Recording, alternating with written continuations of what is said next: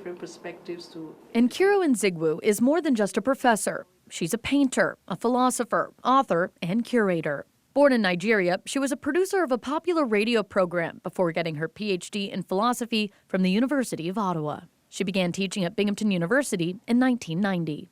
The academic freedom was very much in the upswing. You could teach whatever courses you wanted. And in a sense, it became a training ground for introducing ideas that in other universities would be strongly curtailed. Throughout her teaching and publishing career, Nzigwu says that she has not been afraid to combat the status quo. We have something that is called manning the gates. So the old professors, who were usually old white men who were manning the gates, figured that they knew who should speak and who shouldn't speak. And it happened that I come from a culture where you don't regulate what I say and how I say it. She began to look for ways to reach an audience beyond Binghamton University. People were talking about the web. So I took a class, how do you create a website? And then I found that the codes were the same that I was using, that I had used to write my dissertation.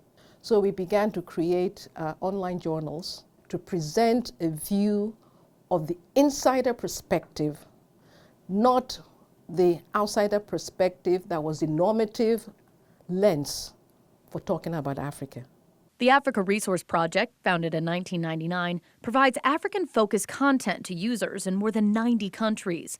This was followed by the Africa Knowledge Project, founded in 2010, which offers an online platform for peer-reviewed journals and academic databases. Allowed me to create something that is academically radical, but facilitated a lot of publishing in areas that people were not very familiar with. First day went online, over 70,000 downloads. A philosophy print journal sometimes barely makes 500 people reading it. It was a no-brainer. She received her SUNY Distinguished Professorship in 2019, and in 2021 was elected chair of the Distinguished Academy's governing board. She's the first woman of color and research professor to hold the chair post. Her goals include increasing retention of Black, Indigenous, and other POC professors, while also shining a light on disciplines and research areas she says have been undervalued. We needed to be able to bring in more women and people of color. So I decided, okay, to give back some of that service, I would serve on the committee to be able to shine a light on the applications whose work may not necessarily be appreciated by a whole range of people. And she shows no signs of slowing down. She has several manuscripts in various stages of completion and will continue to be a voice challenging the foundations of knowledge. There's richness in diversity.